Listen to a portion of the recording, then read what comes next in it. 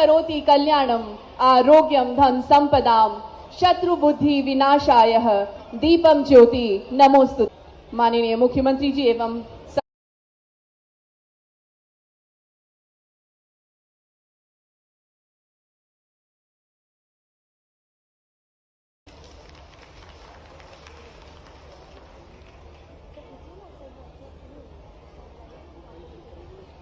और अब मैं बिना देर किए हुए निवेदन करूंगी कि रिमोट का बटन लेकर आया जाए और मैं माननीय मुख्यमंत्री जी से निवेदन करूंगी कृपया आप रिमोट का बटन दबाकर गांधी सागर फॉरेस्ट रिट्रीट के चौथे संस्करण का उद्घाटन करेंगे। गांधी सागर फॉरेस्ट रिट्रीट के चौथे संस्करण के उद्घाटन में एक बार जोरदार तालियां हो जाए माननीय मुख्यमंत्री जी के कर कमलों द्वारा।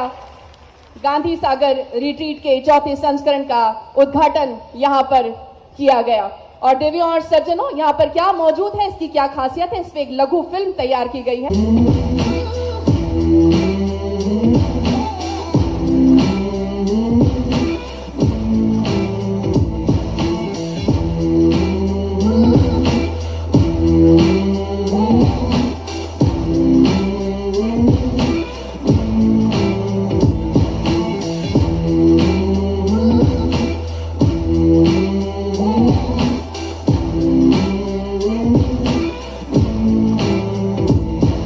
आज के कार्यक्रम में मंच पर विराजमान हमारे लोकप्रिय सांसद माननीय सुधीर गुप्ता जी, इस अवसर पर एक और सांसद राज्यसभा माननीय बंसीलाल गुर्जर जी, और ये हमारे इस क्षेत्र के लोकप्रिय विधायक माननीय चंद्र सिंह सिसोदिया जी, और पूरा मंच, एक बार जोरदार अभिनंदन पूरे मंच के लिए भी।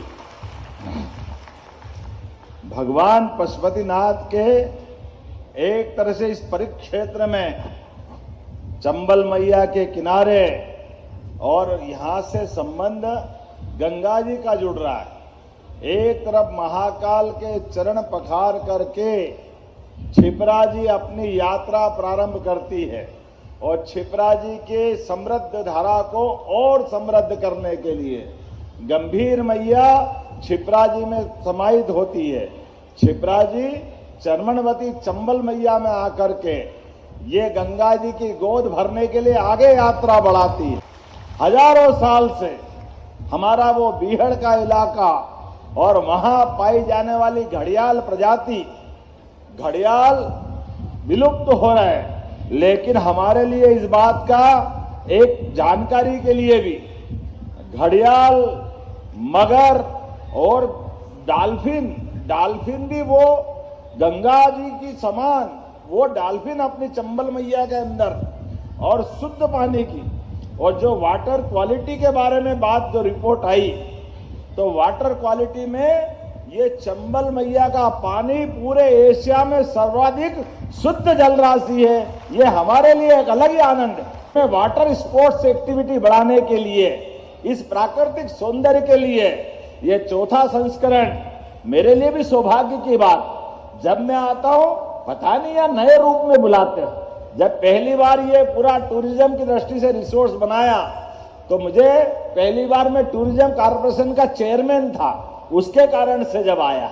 अगली बार जब आया तो शिक्षा मंत्री बन के आया, विधायक बन के आया, अब की बार आया तो मुख्यमंत्री बन के आया। ये अपना यहाँ का लीला ही अलग है। लेकिन मैं आज इस बात को पक्का कह सकता हूं, ये पूरा क्षेत्र वाकई एक अलग प्रकार का है।